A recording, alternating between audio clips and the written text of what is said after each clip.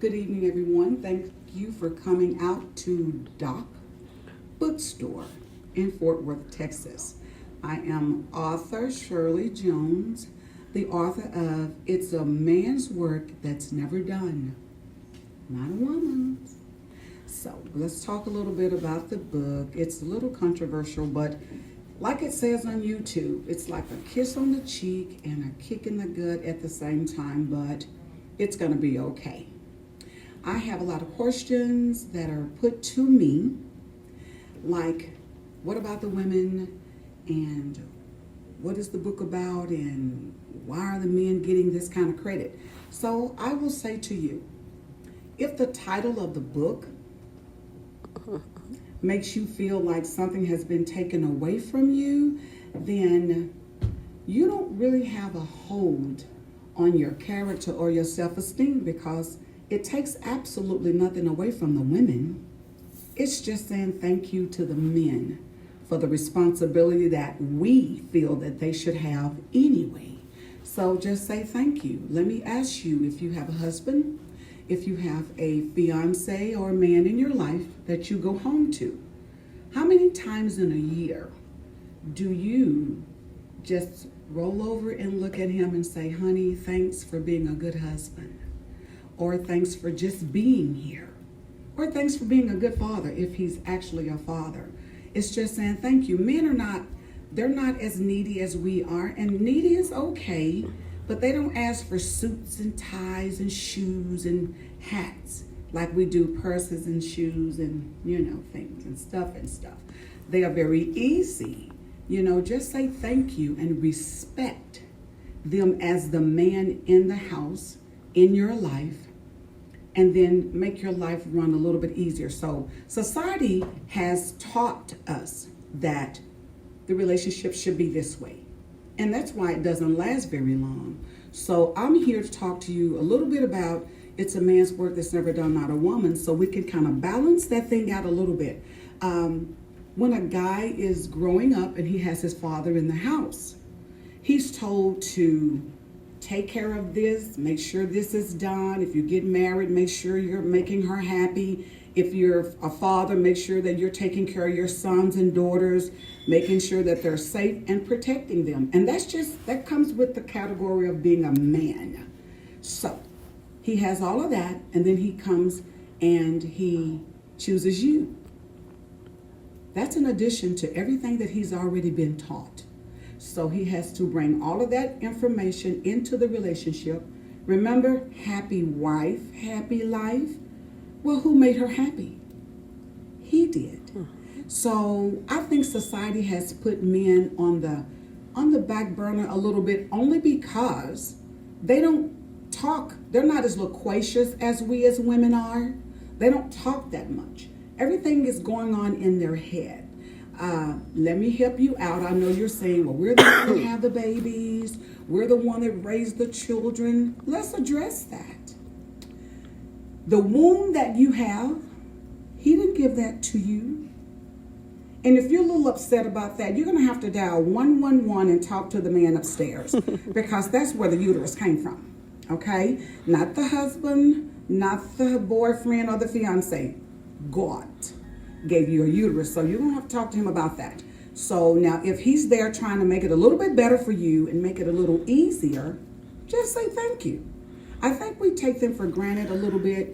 There are chapters in the book where there's a scenario where the woman takes for granted a situation that means the world to him.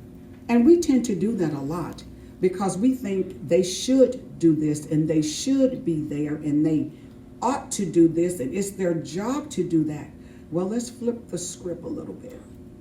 What are some things that we as women in our household should do, but we're never called out on it?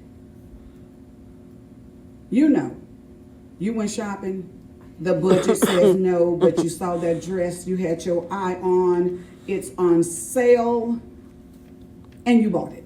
But the budget said no. You put it in the back of the closet, and then you bring it out at another time and say, oh, I've had this. And you would be true. That's right, you had it. But you bought it when the budget said no. But he knew that. But he didn't fuss about it because he didn't want the household to be upset. So we're going to have to learn to balance this thing out, because if you keep the relationship like this, well, he should do this and he should do that and he should do this and all of those things, when there's an opportunity to run from the door, do you think he's going to stay? So let's balance it out a little bit so these relationships can last as long as lovingly possible, and have love confrontations, not confrontations. You know, there's a different way to disagree and still your household run okay. So the book actually talks about 3 different scenarios, 3 different guys, their responsibility. It doesn't matter whether they're rich, wealthy, or they're coming from the bottom up. Still have the same responsibility. He has to have the same responsibility. If he's wealthy or rich, he has to tell whoever's running his house, I like this, like that. This has to be done this way. Cut the yard this way. My wife like this. My kid has allergies. This one don't like that. Drop this one off here. He still has that responsibility. It may be a little easier, but the responsibility doesn't change, you all. And society has a habit of telling us how to treat our spouse, how to treat our children, what to do in our lives. If I were you, I would. But when it comes to the mortgage bill, society doesn't pay that for you. When it comes to having a meal cooked, society doesn't cook for you. When it comes to being the mother of the year or the father of the year or raising your children to the best of your ability, society is nowhere around to help you do that. But they have a lot of opinions. So why allow society to tell you what to do and how to run your life? Make your life be what it is that you need it to be. Because there's no 2 people alike, not even Siamese twins. They're different. So men put everything here. And because they don't talk a lot, we figured it's not much to it. Ours is short. The things we do in life is short and tedious. But what they do is very lengthy. Sit down and think about all the things that you feel he should do, he can do, and that you want him to do. And I promise you the list will be much, much longer than yours. It shouldn't take anything away from you as a woman to say thank you to the man you say God gave to you. Or the one that you say that, you know, love you to death. He treats me like the queen I am. Well, let's talk about a queen. In order to have a crown put on your head, you have to have a king. There has not been a queen without a king. And get this, if he passes, then the queen has to, now if she marries again, that doesn't make her husband automatically, doesn't automatically make her husband the king. That makes him the queen's husband.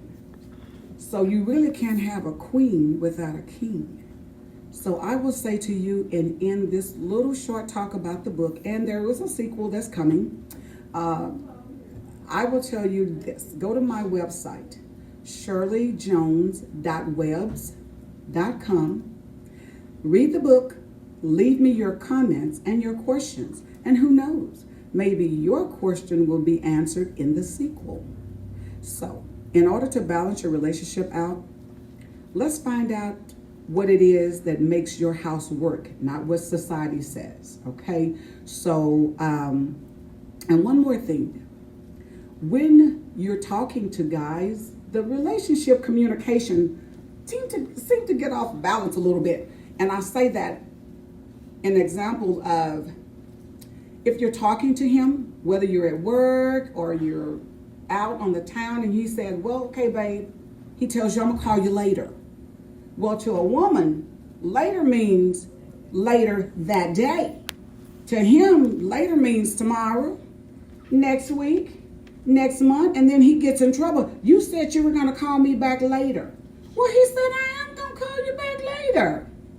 But so you have to say, okay, so baby, when you say later to me, that means sometime today. What do you mean? I said, in that way, the communication is kind of like on one accord. So talk to him and tell him, baby, when you say this, this is what I'm hearing. So what are you really saying? I said, so don't just assume he said it and he lied. Ask him, okay, so what does that mean? We don't ask enough questions. If you ask enough questions to your man, then you can get the answers that's working for your house. Yes. Okay, so come on out to Doc Bookstore, 6637. We're at 6637 Meadowbrook Drive, and we will see you here. Thank you. Smooches.